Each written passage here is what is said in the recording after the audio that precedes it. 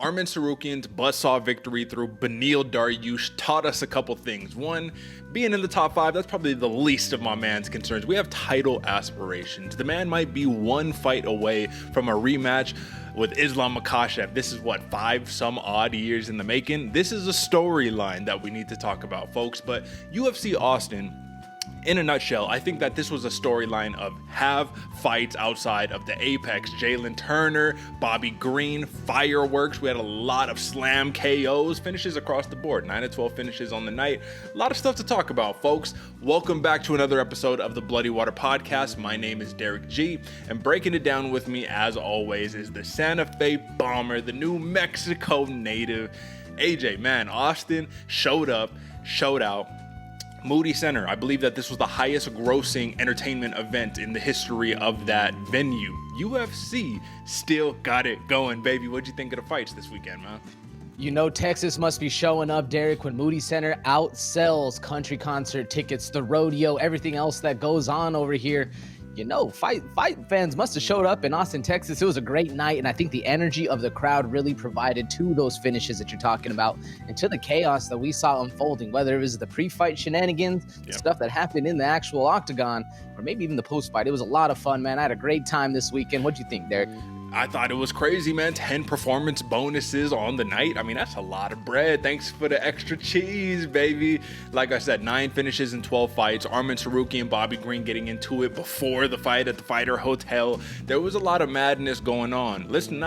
I have to bring this up. Miesha Tate, man. We're going to talk about it later on the Prelim Pourover. 37 years old, picks up the 20th win of her UFC career, and actually finally moves above 500 in the UFC. So it's something that's definitely important to note, but that's not what we're here for, folks. What we're here for is to break down the madness. Arman Tsarukyan, man. This dude is on another level. And AJ, before we jump into all of that good stuff, of course, we do need to do a proper recap. So, folks, if you haven't subscribed yet, you should absolutely subscribe right now. This is your favorite fighter's favorite fight show, and without mincing any words, let's talk about just kind of the lay of the land. New little format that we're going to have right here, AJ, but nonetheless, we need to discuss the score or I guess I should say this weekend, right? So a lot of red. Nothing that you particularly like to see right here, but you did get the upper hand. You do win the week and extend the lead to a 5-fight lead here at the end of the year. Sean Brady, Jalen Turner, those were your winning picks right there. How do you feel about the 3 outstanding picks, and not in a good way? Beneil Dariush, Rob Font, Punahele Soriano. We both had them. We both lost them. What'd you think? Those 3 right there, Derek, like you said, Dariush, Rob Font, Soriano. The theme I'm thinking about when I think about those fights, man, is just a little bit of disappointment, just a little bit of falling short. Like it makes me hurt a little bit because I don't think they're bad picks. Like even revisionist history, going back and looking, I think they're solid picks. Just that's the way the fight goes, man. Like, you regret picking any of your side, Derek? So the only one that I do regret was Rob Font, just because Deiveson Figueiredo really fought a smart game plan, and it pretty much did Corey Sandhagen 2.0, which is like almost kind of what you should have expected, but there was a lot of unknowns. So that was really the only one. Everything else I felt absolutely fine with, except Kelvin Gastelum on my end, right? That ended up being really bad. So apologies for those who tailed on that one. But yeah, man, but in a nutshell, it was a disappointing night. So we got a lot to bounce back on, but the point of MMA is that it's an unpredictable sport, and in the grand scheme of things, there was something in the air in Austin, Texas. We'll just say that one.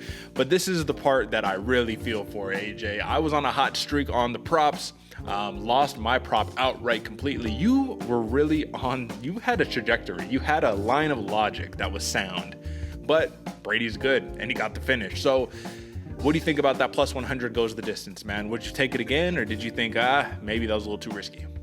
No, Derek, I would absolutely take it again. This is the thing I was talking about, man. This whole night, the picks make sense. The logic is there, and it makes complete when you're seeing the fight happen. You're like, oh, this is easily going the distance.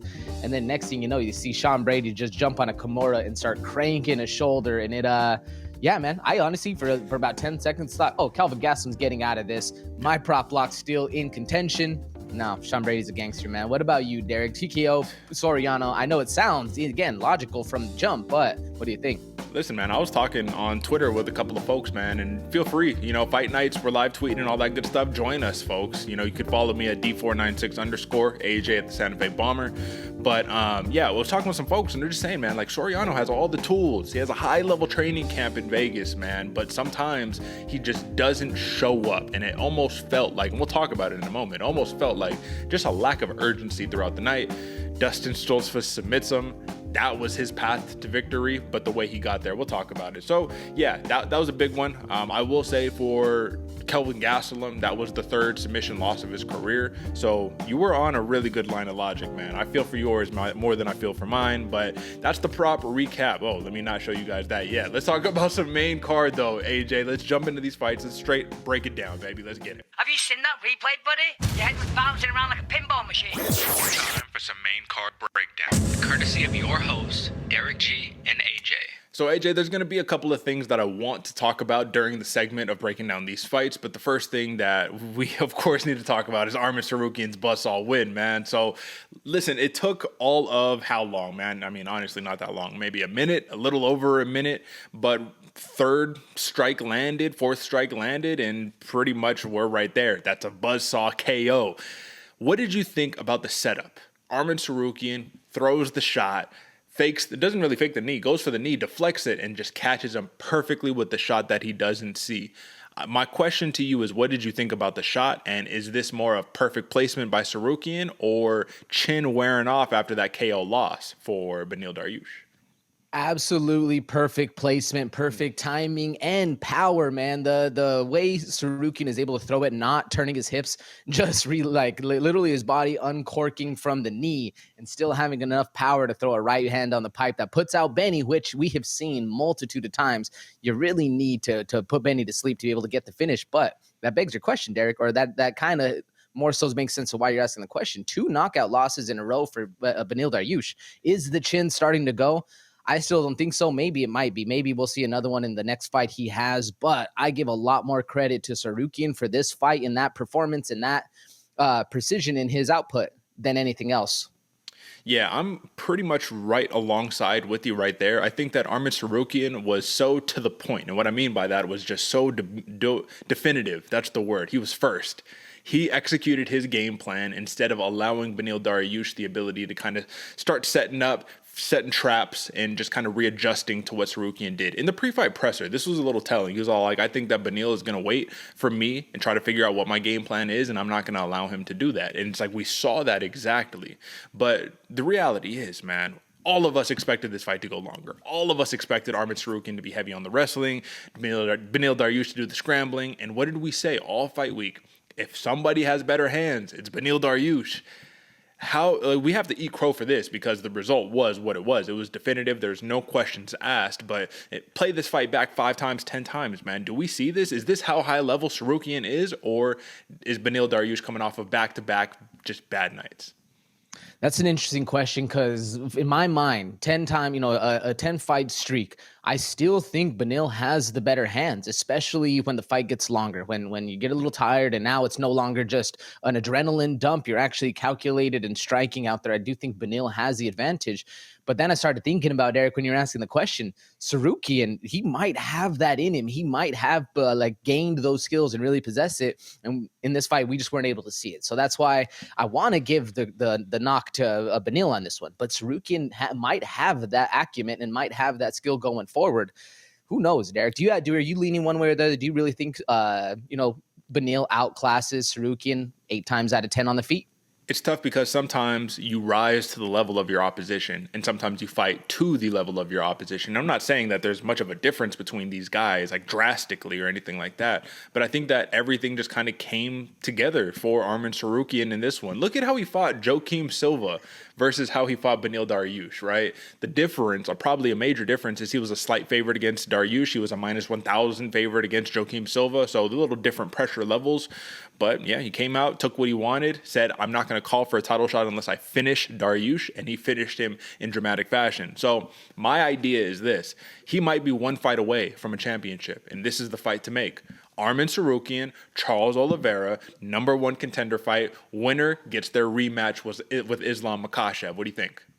How can you not deny that, Derek? That's literally like, that is chess being made in action. Somebody get Uncle Dana on the phone, because if that doesn't happen, some Charles Oliveira pissed somebody off is basically it. Yeah, that's right, man. That's right. So big win by Arman Tsarukyan. It's been 5 years since he fought Islam Makhachev the first time, and I think we're getting pretty close to seeing that rematch come to fruition for championship implications. Now, AJ, this next fight that we need to talk about, let's just say there's a lot of controversy, right? Jalin Turner comes in short notice against Bobby Green.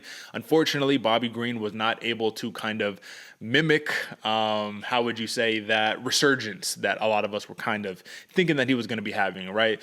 Old dude, been in the UFC for a long time, but he strings together a couple of wins, and now you're in title contention. Well, here's the thing, man. The stoppage was bad, but I think that the matchup was even worse, man. Jalin Turner was not as compromised as we thought. Or do you think that we just didn't see enough action for it to turn into that? What do you think? No, I don't think Jalin Turner was that compromised at all, or at least less compromised than we thought, because when we've seen the struggles of a weight cut on most fighters, or on the fighters that we do see it in, they're very depleted, even from the jump. They're slow, they're lethargic, they look it, and they're you could just tell something's wrong. Jalin Turner showed up on prime level, bro, and I don't know if it's just because he's still a little younger of a fighter, he's still growing into that, and he can't have that energy level. But man, this was not a good matchup at all for Bobby Green. Even in moments when Bobby Green felt like he had the a quicker step, like he was on his horse, if you will. Jalin Turner was still just cracking him, man, and it was a hard fight nonetheless. Well, I think it was tough because, our prediction kind of came to fruition. We said Bobby Green has a slickster style, hand down. Can that work against a taller, longer opponent? And I'm sure it can work, but in this situation, it did not. Like, he was getting tagged. He got popped with a perfect right hand on the temple, wobbled him, got put down. That's where the bad stoppage comes into question. So let's talk about it, AJ. And actually what we're going to do is something that we normally don't do here on this program, but I figured it'd be nice to switch it up a little bit. So I'm going to pull it up right here, and we're going to take a peek, man. So let me get this back from as a kickboxer champion. He really is. He's just see the finish. Boom. Bang. 1, 2, 3, 4, 5, 6, 7, 8. What else do you need? What else do you need? I mean, what is going on? Who did Bobby Green piss off? Let's talk about this really quickly, man. So we just watched it back, right? So that's the live in action. Watched it back. Bobby Green was belly down, no answers, shelled up. There's a lot of referees who aren't going to let that go. Let Mark Goddard in there. That would have been over after the first shot. I think it's fair to say that Bobby Green probably took 6 unnecessary shots. I'm not going to say he was unconscious during all of those shots, but a lot of people are calling worst stoppage in UFC history. That could be a little hyperbolic. I do think this is detrimental to a fighter's health. And if you have one job as a referee, it's to not let them be in that bad of a spot. What did you think about this fiasco? Kerry Yamasaki, I feel like, is the new name for this guy. No, I'm just joking, folks. A lot of people are saying that this is one of the worst stoppages. Everybody forgets Mario Yamasaki, because Kerry Hatley is the referee in this one and does deserve a lot of questions his way and things like that. Because Derek, you said 6 or 7 unanswered shots. I was thinking 12. I counted 17 shots when Bobby Green was face down, shelled up. So, you need a couple. Let's give him 5, right? So you got 12 unanswered shots for about 10 seconds just sitting there teeing off on a guy. Kerry Hatley did a very, very poor job of and not refereeing the fight, but having the sense of urgency to actually get in there and do your job of defending an opponent that isn't able to defend themselves. That right there makes you a little upset. Yeah. I mean, nobody could be happy about this except Arman Tsarukyan, who literally said, I was very happy to see his head bouncing off of the canvas. Like, that made me very happy. So you got their own little set of beef right there. But the reality is, man, I mean, no matter how much they hype up these fights, Bobby Green, he's a showman. He's an entertainer. He says, I don't think about my fights as fights. These are shows. I'm going to go perform right now, right? Well, it's hard to keep longevity that way as such an active fighter the way Bobby Green is when that happens. So I think Dana White definitely was disparaging the referee, as he should have. This is not something that you normally see. Kerry Hatley he's reffed a lot of fights, man, and you normally don't have this issue. So You don't want to come for the man's head and say you're the worst ever or whatever the case may be. I just thought this was a terrible look for the sport in general and for Bobby Green's health. But to kind of round this out, man, let's talk about the betting implication because we didn't hit on that. Jalen Turner closed as a favorite on the money line. Plus 275 TKO. A lot of people were calling for a KO. I thought that Bobby Green, given he'd only been knocked out about 4 times in his career, would be able to pull it out, man. But was this a smash spot that we just had a bad read on, or what do you think? No, this was for sure a smash spot, Derek, because I think with all the weight stuff before and all the lead up to the fight and the short notice and all that stuff, all of our minds really started getting clouded. But if you go back to what we said on the pre-show, if none of that was there, it's a smash spot for Jalen Turner. Like he's going to be whooping all day long. And we just got clouded a little bit right there. So I'm still glad we made the right pick, but I can see where the narrative got a little out of hand, if you will. And that's the hardest part of this job, right? It's to say like, all right, how do I weed out the narrative and what everybody's saying online and all that good stuff? Watching the weight cut looking bad, watching the interviews. It's almost like sometimes you got to stay away from it and just say, hey, the fight in and of itself, this is what the film shows me. So big win by Jalen Turner, man. Not sure where this propels him because he fought a dude who was behind him in the rankings. He was saying it the whole time. I don't have a choice. Maybe it earns him a little favor in the company. Who knows? But we need to talk about AJ, bantamweight. The rich just keep getting richer. Deiveson Figueiredo, Dustin Stoltzfus. He comes in from flyweight after fighting 4 times with Brandon Moreno.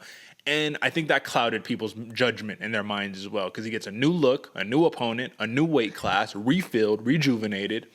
And he took Rob Font to school, man. 30-27, 3 rounds of pretty clear domination. And the biggest thing that I was surprised about, AJ, because this was the path to victory for Rob Font, Figueiredo neutralized that jab. And he did it in a weird way, man. Not in a stereotypical way that you would think. He wasn't just swarming him, smothering him. He was giving him looks, taking him down, hitting him with big hooks. And I think that the old verbiage rings true. AJ, Rob Font, man. It was the Jose Aldo fight again. You can't take the big shot. I'm not sure what's up with the man's chin, but the big shot just rattles him. He doesn't wear the damage well. Do you agree? Is there something else going on here? What do you think? Absolutely, Derek. No, I absolutely agree with you. That really is it. Because when Rob Font came out at the start of the fight, everything was looking good. The momentum, the speed, everything was there for Rob Font. And then Dustin Stoltzfus started winning the moments, man, having the bigger moments, having the power, having the oohs and the ahs like we were talking about in the pre-show.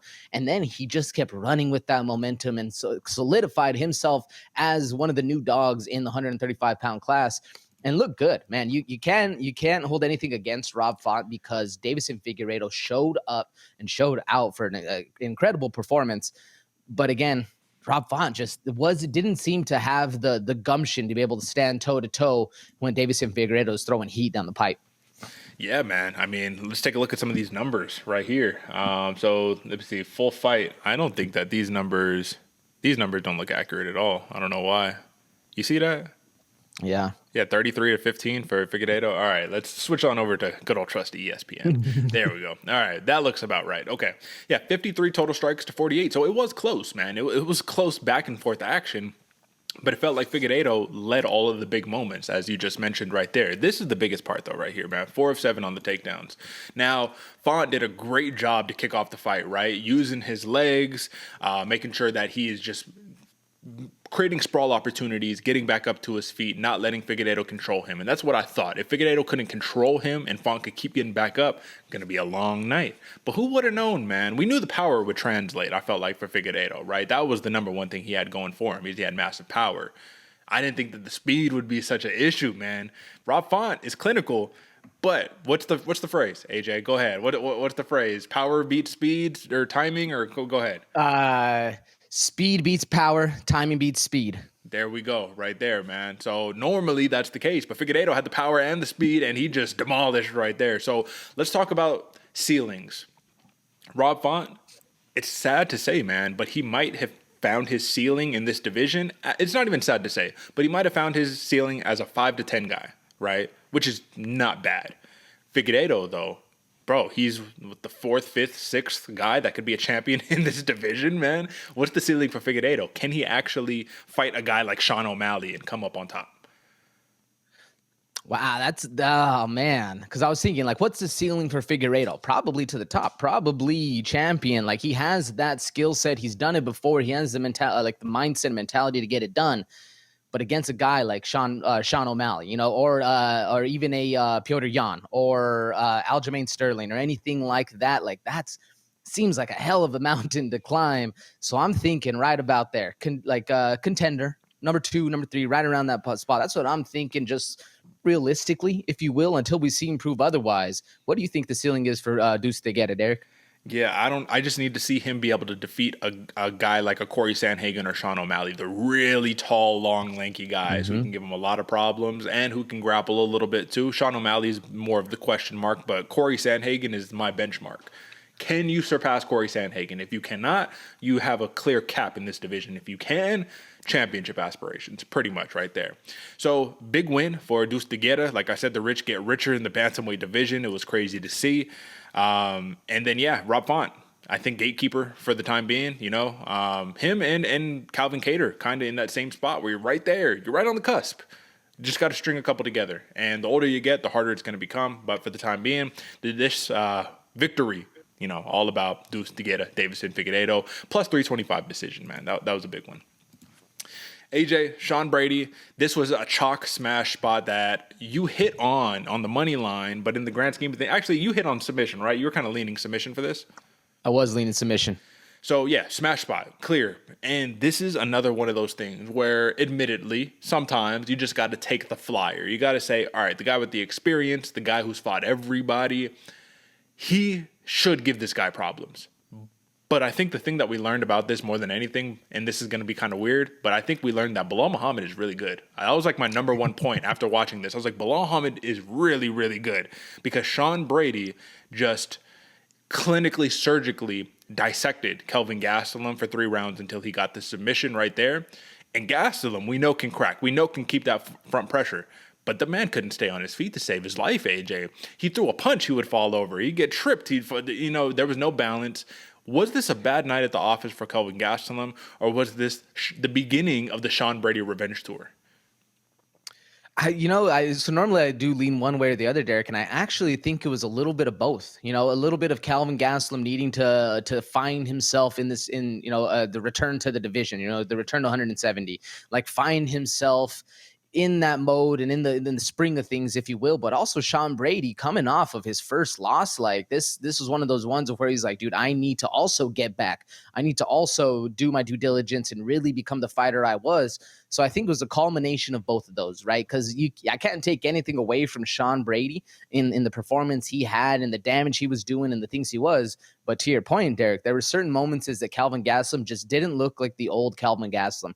That sharp, the sharp fighter, the one who's always finding a way to better his own position going forward. So I think it was a little bit of both. If you had to put the blame or the praise on one or the other, Derek, are you leaning one way or the other? Or are you going down the middle with me? No, I think Sean Brady is really good. I think this is the sad part, and this is the part, folks, where I'm going to be transparent, right? Kelvin Gastelum has had a knack over the course of his career to fool you as a bettor, right? He's got a lot of hype. He's got a big name. He's fought a lot of really popular guys. But as we literally talked about on the pre-show, which makes me even more upset, the record does not quite mimic those same sentiments, right? Which is what I wanted to bring up really quickly. So take a look at Kelvin Gastelum. Let me just click on that. There we go. All right. So I was like, all right, man, he beat Chris Curtis in a very controversial split decision. The next win that you had right there was really Ian Heinz, right? You got Drakkar win, Bisping, but then back in the day. These were really big names, though, man. Cannonier, Whitaker, Hermanson, Till, Adesanya, Weidman. So you don't compare a Sean Brady to those guys. But this is the same thing, man. This is the same thing we're seeing. It's not really finishes, but it's more or less the same. So it made me sad because I think Sean Brady was just the clear victor in this one, clear victor in all areas, right, of this matchup. Look at these numbers. 97 total strikes to 21. Look at the takedowns. 5 of 5, 9 minutes of control time. This is a clinical, AJ. So in a nutshell, you hit on it. Bad read for Kelvin Gastelum on this one. Shout out to Sean Brady. My question is, what happens to Kelvin Gastelum moving forward, because he does have the ranking of number 11? Are we going to see my man get the boot here in the near future? This is supposed to be the resurgence to 170, or do they chalk it up to say, you're a company man, you've been in here for a long time, we gave you a really tough matchup to start your 170 tenure, we'll give you something a little bit better this run. What do you think? That's definitely the latter. At least in my mind, Derek Calvin Gastelum is a company man. The Ultimate Fighter winner, I believe it was 17. I could have that wrong, folks. If we are, let us know. But no, I do think the skill and the effort that Calvin Gastelum has presented to the company, they're going to do him a favor or two. Yep, Sean Brady plus 250 submission victory. Man, it was too easy. I'm still feeling for you, man, for that fight not to go the distance. But shout out to Sean Brady. But this was one of the biggest feel-good stories of the night. So there were a couple of them, AJ, and I kind of want to talk about a couple of the other ones. But Dustin Stoltzfus, he picks up a win. And in his post-fight interview, it was very honest and it was very vulnerable. And it felt like he needed this win not to keep his job, if that makes sense. So this is a bigger picture. When you need a win for your spirit, you need a win for your mental, for your psyche. And he got it against one of the scariest dudes you can get it against, man. Punahele Soriano. He submits him in the second round. But the more impressive thing here, AJ, isn't that he submitted him. That's probably the least impressive thing. It's that he outstruck him on his way to set up his grappling to submit him. Yeah, outstruck Punahele Soriano in his most dangerous rounds. Was this all things were firing for Dustin Stoltzfus? He just had the answers tonight? Or did Puna not show up? What do you think? I'm leaning more towards the Stoltzfus, coming into his own, if you will, because there's nothing in my mind that when I'm trying to think of the Punahele performance, right? There's nothing where I was like, he was a lack of step, or he just wasn't thinking about this, or he just kind of got a little confused in there. But more so, Dustin Stoltzfus was just that half step ahead. He was seeing the things unfold as he could. And like you said, when you outstrike Puna, you avoid the big bombs, you take him down, you do all the right kind of techniques.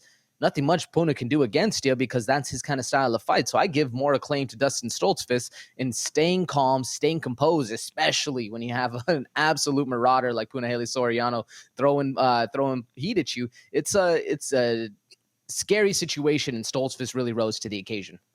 Yeah, I love that story, and I wish I could echo the sentiment, but I can't, man, because I felt like there was something missing in the Puna camp, and this is what I feel like was missing. So I think that his loss to Roman Kopylov trickled into this matchup, and this is my opinion, right? So I could be wrong, I could be right, but this is just like from what I saw.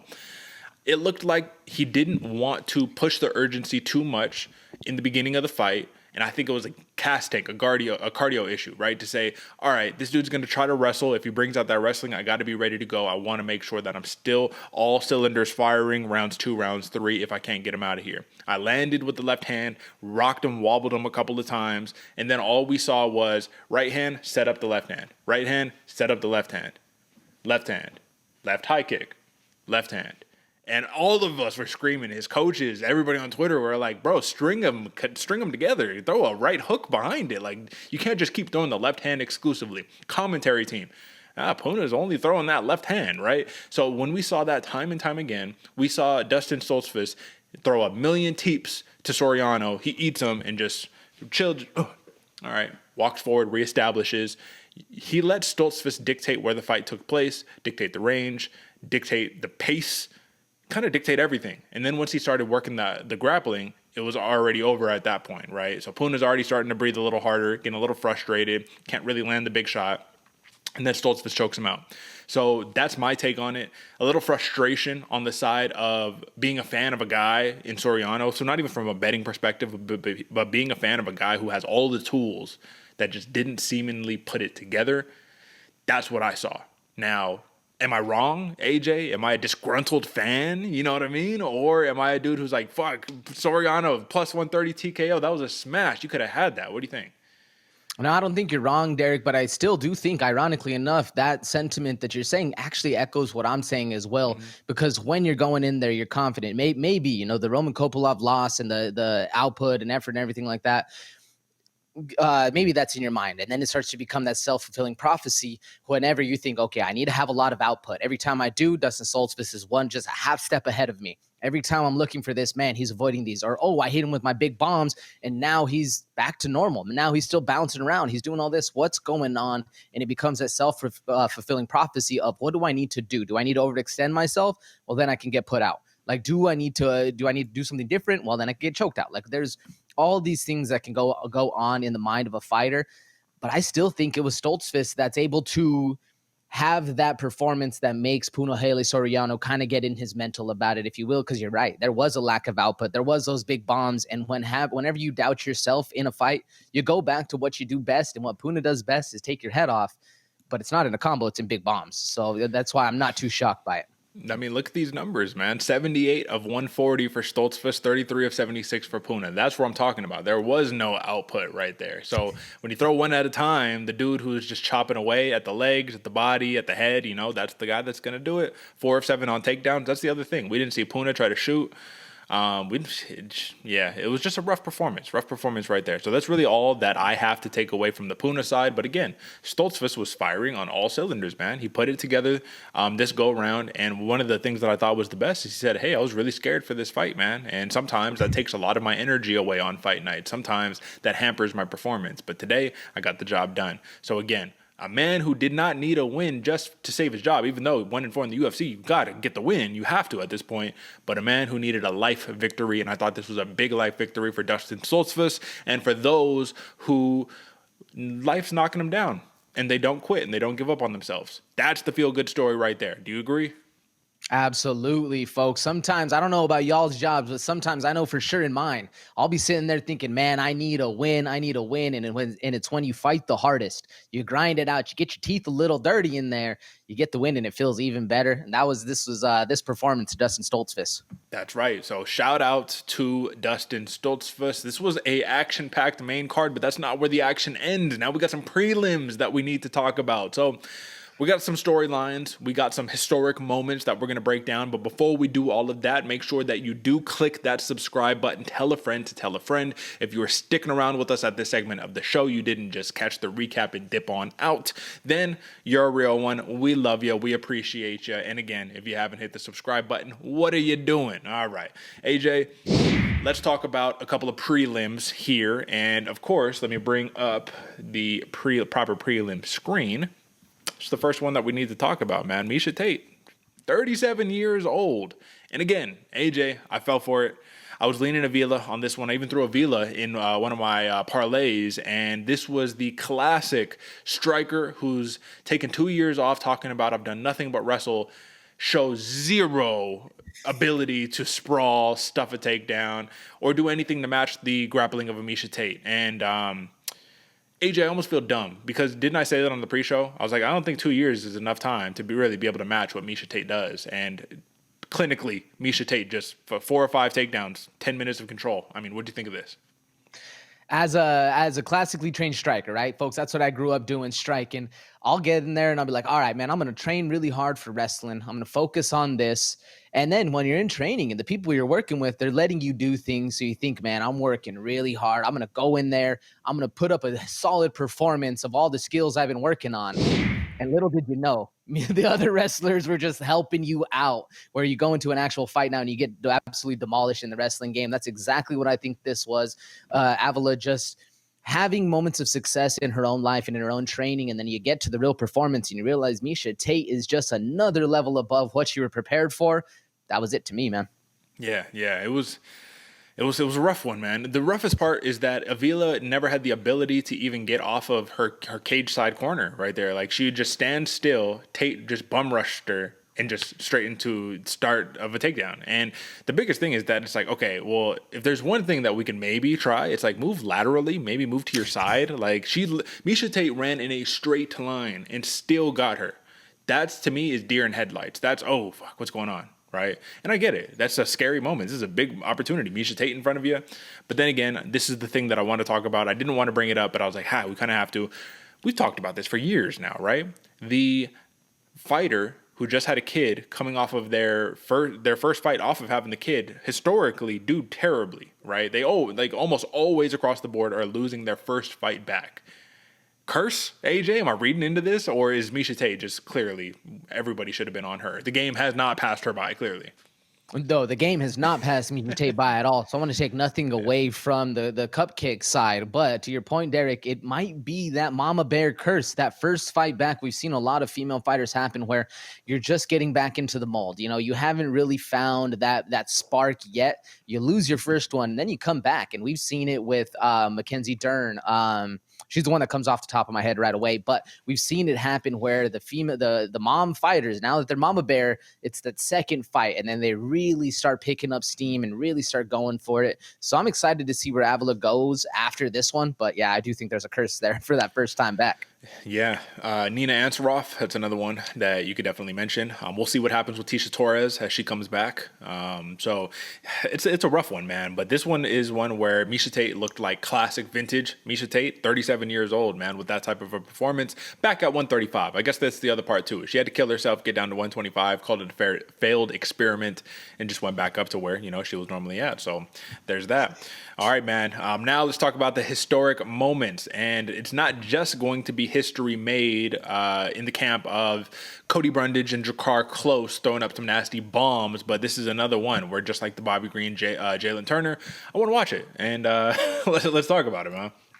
So let me see, or if I can pull it up. Actually, I don't have it pulled up at the moment, but I will get it pulled up. So as we're kind of talking about some of these fights, let me do some work. But AJ, take a quick moment to talk about the 13th and the 14th slam KOs in UFC history happening on back-to-back nights at the Moody Center in Austin, Texas. Talk to the people a little bit about that while I pull up the video. There was something in the air, folks, because we've seen it happen a multitude. And in fact, the normal knowledge, the nomenclature, if you will, if you're an arm bar, you're in a triangle, you do not slam your opponent because you're just going to go deeper into that arm bar.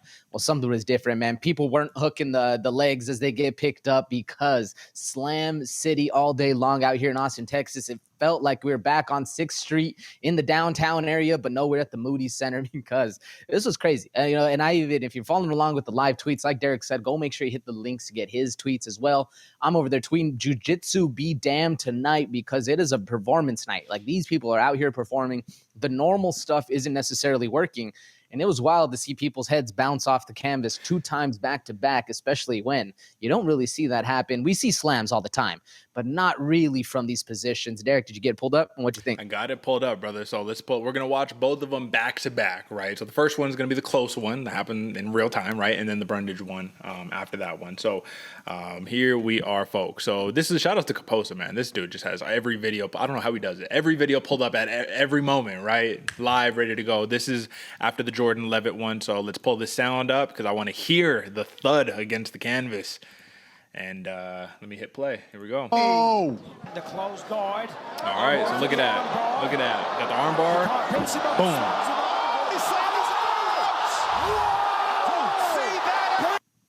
AJ. That was, bro, like, look at this. He got the armbar. Joe Selecki has the armbar. He has it locked, right? Knees squeezing together so we can ensure that he keeps that elbow line. And the problem here is that he gets lifted up, and instead of he can just let go. You know that, right? Like, he could just let go. Chase Hooper actually demonstrated this in his last fight against Jordan Levitt. He just let go, same position, right?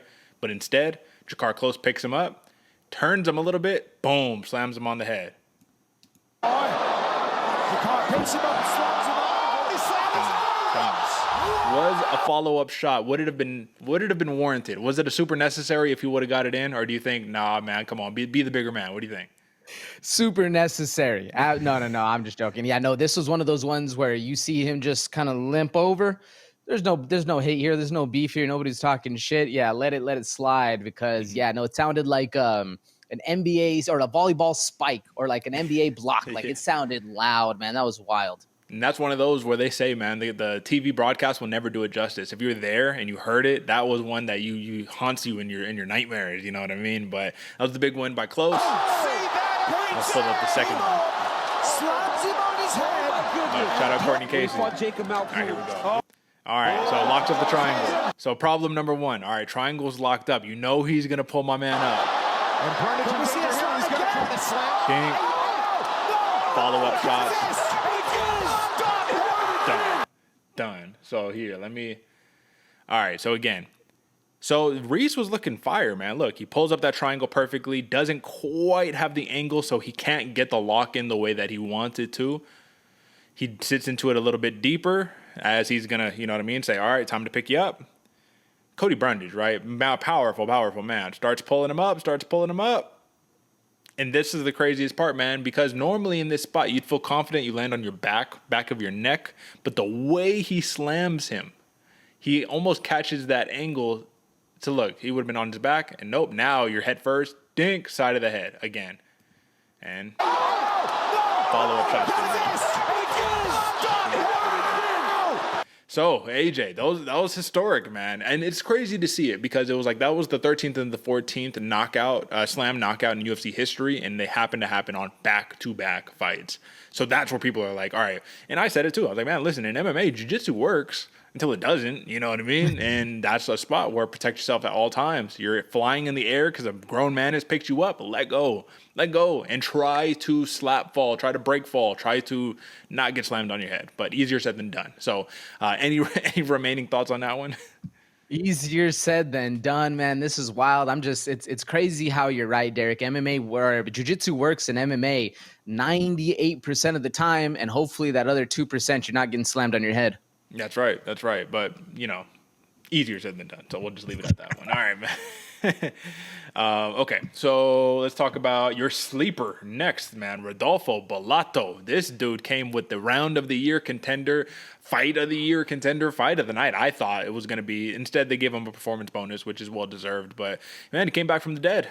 I have to give it to Poteria. This dude was way more durable than I thought originally, and his speed was just destroying Bellato. But he got the job done, man. Came back. And shoot, got that mount spot, put it on him. What'd you think about this one? This was exciting, folks. I told you it's a sleeper for a reason because both of these guys have the ability, skill set, and now we saw that Bellato also has the mindset to come back from a come behind win. Like this was a huge one, and then Bellato once he was able to get to the mount, he said, "I'm not letting any breath happen right here. I am dumping the gas tank, getting the finish," and exactly why he gets a performance bonus. Both of these dudes, man, are great fighters. I feel a little bad for Poteria, man, because he was doing well. He had the dubs going, and then the tide turns, and you can't turn it back. It's what happens. After that big win, against Shogun, a lot of people were calling for him, and they're saying that this was the sweet revenge, the Brazilian revenge, revenge tour that they're on. So, listen, big win by Bellato. Let's see what he got next. Okay, AJ, this is one that made me. It was a feel good story for Jared Gooden, right? On one hand. But on the other hand, Wellington Turman, dude, this is a guy who reminds me a lot. I'm going to say it every time of Alan Boudreaux, heavyweight. You know Alan Boudreaux, right? Oh, this is a fast dude. He's got skill sets that the other guys don't have in his weight class, and he's winning until he's not. And it's almost a constant story. You've got a couple picks on me that way, where Boudreaux is putting it on his opponent, and then he just kind of falls short and can't string the wins together. That's how I feel about Wellington Turman, bro. You're training under Poatan. You're training under Glover Teixeira. And he just can't string it together. And this was the smash spot. But instead, who would have guessed it? Jared Gooden, the night train. No, he doesn't knock out Turman. He submits the jiu-jitsu black belt. He says, dude, come on, I could choke you too. And he got the job done. 23rd victory of his career. Beautiful story for the night train, right? Absolutely beautiful story, especially like you said, getting the submission and not the knockout, what everybody thought it was. Everybody thought the knockout would be coming for Gooden. Looks composed, back in the UFC, looked good, able to have those moments, and he was struggling a little bit in that fight. Wellington Turman looked good, wasn't able to pull it out. Bro, Turman had the guillotine. He had him in a mounted guillotine, and Jared Gooden's bald-ass head slipped out, man. Like, I was like, oh, but then again, Jared Gooden, man, you got to feel great for this guy. All jokes aside, he fought. Bro, it's not like he's been gone for a long time. Like we'd mentioned earlier, this was fought earlier this year. But to come back into the UFC, beat a guy like that, you have to imagine they got to keep him around, because that was another discussion I was having on Twitter with some folks during the fights was, do they give him the Mike Breeden treatment where you pull out the gutsy win, right? Breeden, that dog in him, barking at dude while he's fighting, right? You haven't been winning in the UFC. You fight out your contract. You end up on that victory, and they cut you anyways. That could be the case for Jared Gooden. That could be the case for Cody Brundage. That could be the case for what's the third person that Dustin Stoltzfus. So Stoltzfus, Brundage, Gooden. They could all be on the chopping block, even though they literally are all coming off of victories. What do you think is going to happen here? Oh man, you're not wrong, Derick. And I hope Gooden doesn't get the chopping block, but I can see that happening. I can see that going down, especially in the realm of, yeah, you performed, but you didn't perform like we expected you to and like we wanted you to, and therefore you've lost your skill set that we know you can have. Sorry. And I don't think that's the case. I don't think Jared Gooden has lost a step at all. He still has the power to get it done, has a couple different options now, but I can see it happening, unfortunately, because of how much talent there is in the UFC now. Yeah, that's exactly what I was going to say. I think it's the gift and the curse of Dana White Contender Series. You're too busy signing all those guys. Well, these guys who are underperforming a little bit, how long of a leash can you give them? And that's the toughest part. So big win by those guys. But, shoot. It's a rough business we're in. All right, man. Last one that we got right here. This was, I just thought, an incredible upset victory right here. Veronica Hardy versus Jamey-Lyn Horth. This is one where I said you have to lean Horth just because she's bigger, taller, longer, stronger. Didn't really appear to be the case because Hardy, with that mastermind, Dan Hardy, in her corner, bro, she picked apart Horth, got the job done for the most part, and it came down to a split decision. I didn't think it should have been split. I thought that it was a pretty clear 2-1 in this matchup right here, damage-wise. Now, Veronica Hardy did talk a little bit about, look, she's credited with 0 knockdown. She was like, look at how many times I dropped her. She's like, yeah, you dropped her, but you kind of like off-balanced her a couple times. It wasn't like you dropped her. Like, she was like, oh, God. But this was a very impressive victory, and you have to imagine coming in as on dog odds for Hardy, don't think that she's going to be coming in at those odds too much longer. So if you got in on this one, like smash spot right there. But what were your thoughts? Man, this was a great performance. And you asked before, we were talking about before, can the shorter fighter in there with the range disadvantage, with the speed disadvantage, get in there and really put some work in? Veronica Hardy showed all you need to do is start cutting some angles, move laterally, feint, get in there and actually get to work. And this was a beautiful performance. I was very excited for Hardy because I thought Lynn Horth was going to be able to get it done. Jamey-Lyn, there's things that you see are intangibles on the paper. And the Veronica Hardy said, yeah, I saw those two and I know how to beat them. I'm excited to see where she goes next. Yeah, bro. And it was kind of crazy to see that Horth started, even though she was the bigger, longer fighter, when she had success, it's when she was fighting as the shorter fighter in a way. When she got in and started dropping elbows and all that good stuff, that's when the damage took place. So it's like, it's crazy because it's like you couldn't utilize your length, but you can get in and you can kind of cut those angles that way.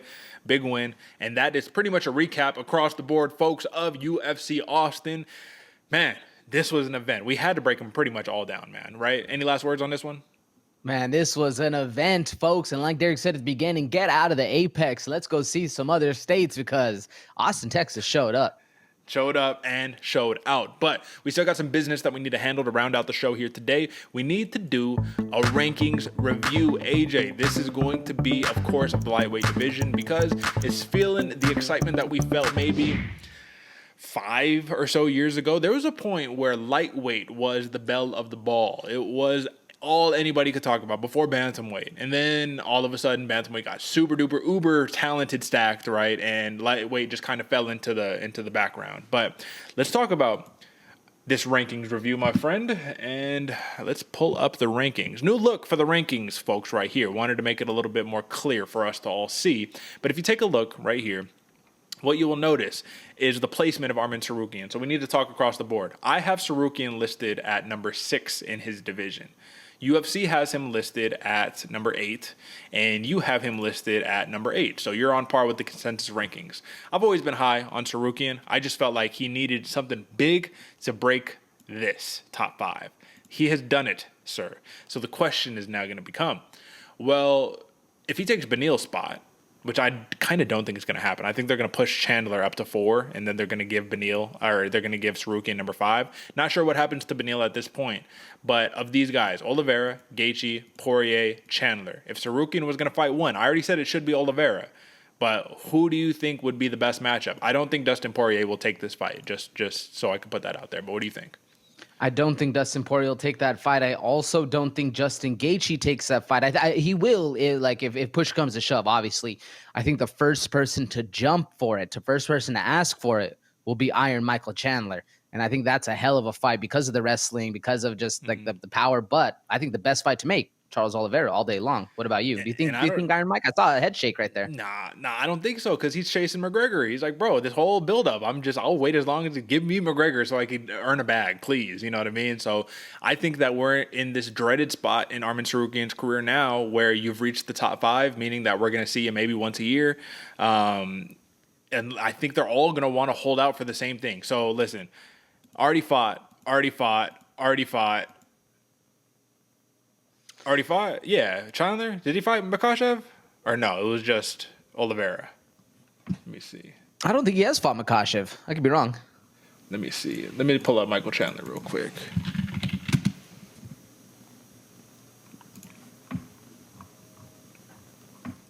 Okay, he hasn't. All right, so there, I mean, that's what you have right there. So I think that literally now you have 5 guys, all these guys who are like, I want a rematch, or that's the only fight that I want, besides McGregor, of course, and I think anybody takes that fight. So, yeah, I think that we're in a tough spot for Arman Tsarukyan, but my estimation is that Arman Tsarukyan, for me, I'm going to bring him up to number 4, personally. Where are you bringing Arman Tsarukyan? You had Beneil at number 5, so... Yeah, I'm giving Arman number 5 right there. Just bringing Benny down 1. I still think Chandler is above, and that top 4 right there that I have, Charlie Olives, Justin Gaethje, Dustin Poirier, Michael Chandler. Those have been the solidified since 155 was the bell of the ball. They have continued to stay at the top, so that's why I'm keeping them there. But I got to give Tsarukyan Benny's spot at least. Sheesh, man, these guys. It's gonna be a rough one, man. They have to fight each other or something. Like something's got to go. What do you do if you're like the commissioner, right? You're the president, you're the matchmaker, and you're like, all right, man, I got to wake up this division. Makhachev, he just fights whoever they give him, right? But that has to be the best matchup, right? Tsarukyan and Oliveira. Absolutely the best matchup. Yeah, no, 100%. Other than that, the only other one I'd want to see would be the Chandler, and just because he's a dog, but I still think Tsarukyan might be able to get that done. Okay, all right, fair enough. Well, folks, that's your show right there. UFC Austin, again, I'm gonna say it a million times, showed up, showed out. It was beautiful. It's nice when you're not in the apex. And look, for Tsarukyan, I think that was like the second time in his UFC career that he's fought in front of a sold-out crowd. So look at what kind of performances can take place when you got energy in the building, AJ. It's just different. Folks, want to give you a heads up. We're going to do something a little bit different next week. Due to some like travel conflicts and things of that nature. We're going to be doing a early preview of UFC 296. So instead of making the focus UFC Vegas 83, it's still TBD, right, to determine if we're going to have some plays on that or whatever the case may be. But the emphasis is going to be UFC 296. That's what everybody cares about. Biggest show to round out the end of the year. So we got you in the bag. And if you're covering our head-to-head tournaments, these are going to be the last 2 events of the year. So a victor will be crowned here very shortly. You see my man AJ over here. He got the smile on, my man. He's ready to take home some gold. AJ, get us up out of here, man. Yeah, might be ready to take home some gold, folks, but the fight is not done until the end of the year actually gets crowned, folks. We're getting down to knuckle up or shut up time, because it is the final, the last month of the year, the last 2 fight cards of the year. Things are going down, and either way, whoever you're choosing, whether it's on this side or whether it's on the other side, you're winning money consistently week in and week out. We say it every single week. We're your favorite fighter's favorite fight show. And why? Because we keep it gangster in the wins and in the losses, just like one of our greats, man, Bobby Green. Sure, might have got knocked out, but guess who's still there showing love to the fighter that did that, Jamey-Lyn Turner? Who shows love to the people that are doing it consistently with us? It's right here, folks, right at the Bloody Water Podcast. We're happy to be here for you. Just make sure you hit that subscribe button, share it to your friends, and we'll see who gets this one dub in the end, man. I'm wanting a gold belt behind me, but Derick, as you can see, has 2 already, so I'm not letting him get another one. It's going to be a fun one, folks. Make sure you don't miss it. That's right. We're trying to get it, baby. So that's it for us. Until next time, catch us next week for that UFC 296 early breakdown. All right, folks. Until next time. Peace.